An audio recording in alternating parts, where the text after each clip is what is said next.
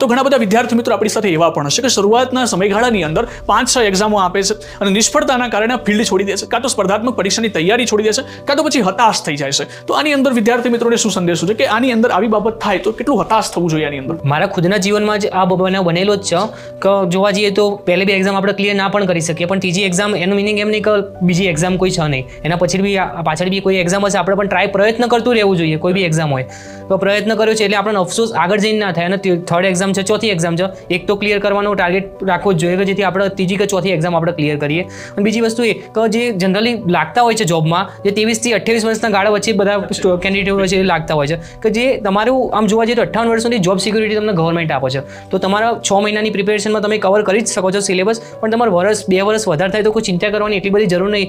એના સામે તમને 30 વર્ષની જોબ સિક્યુરિટી આપે છે અને વિથ પ્રમોશન.